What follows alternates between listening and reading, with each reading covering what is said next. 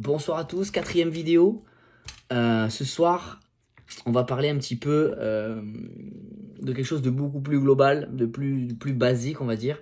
Je vais vous raconter juste un petit truc que j'ai vécu ce soir. Je vais à la salle pour m'occuper de mes clients, forcément.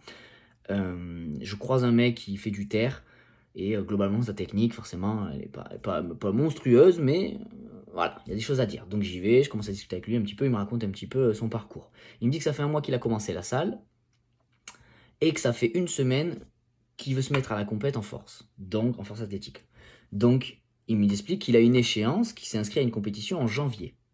Tu vois déjà un peu l'histoire. Hein. Ça fait un mois qu'il commence la muscu, il a une compétition en janvier. D'accord? Donc, t'imagines un peu le délire. Le problème, on va faire très très court. Hein. Le réel problème, c'est quoi? C'est qu'en musculation, tu vas avoir tes gros muscles. Donc, tu vas avoir tout ce que tout le monde voit. C'est-à-dire, c'est très très simple. Tout. Donc le grand dorsal, les pecs, les épaules, les quadris, les fessiers, les ischios, tout ce que tu veux. Ok, les tablettes si tu veux. Ok.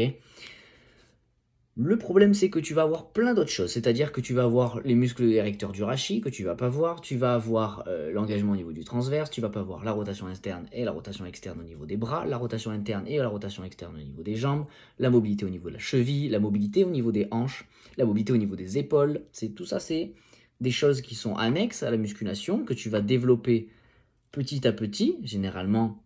Donc, on va en venir justement, c'est que c'est des choses que tu vas développer avec le temps, si tu fais pas du spécifique dessus. D'accord? Si tu fais du spécifique dessus, ça viendra forcément plus vite si tu fais un entraînement spécifique, c'est logique. Mais pour une personne lambda, globalement, elle fera jamais de spécifique dessus parce qu'elle n'en a pas conscience, et donc elle va s'améliorer petit à petit. D'accord? Le réel problème, il l'a. C'est-à-dire que cette personne-là, ça fait une semaine qu'elle fait de la force, elle va y aller comme un bourron, sa technique n'est pas bonne.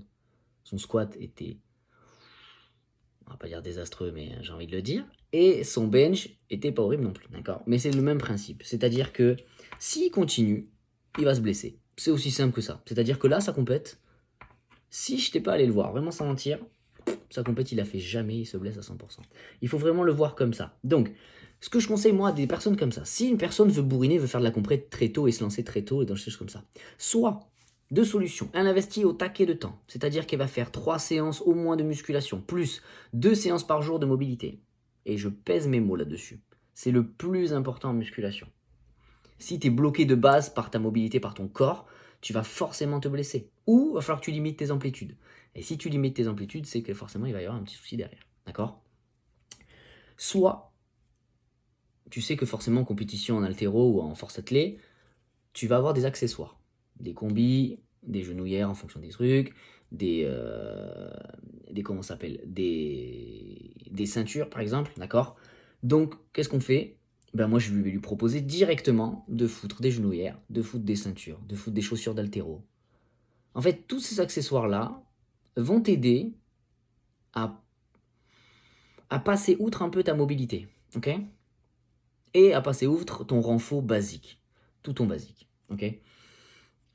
Donc retenez bien ça là-dessus, c'est que la musculation, au-delà de juste soulever des charges, etc., il y a une idée de pousser toujours l'amplitude, pousser toujours les placements, pousser toujours ta façon d'exécuter les mouvements. C'est-à-dire que ton mouvement, il n'est pas parfait, tu le sais, et c'est toujours de l'avoir le plus parfait possible.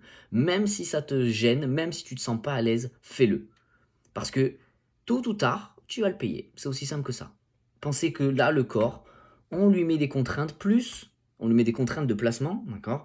Et ensuite, on lui met des contraintes de charge. Si t'es pas bien placé et si t'as pas quelque chose de carré et que tu ne prends pas le temps pour le faire, tu vas te blesser. Donc, accessoires, si jamais, je connais une fille pareil directement, je vous l'avais fait très simple, hein. Elle veut un gros cul, bah c'est le même principe. Directement, on part sur ceinture. À limite genouillère, pareil, je le fais, je le ferai. Et on envoie. Si c'est ce qu'on veut.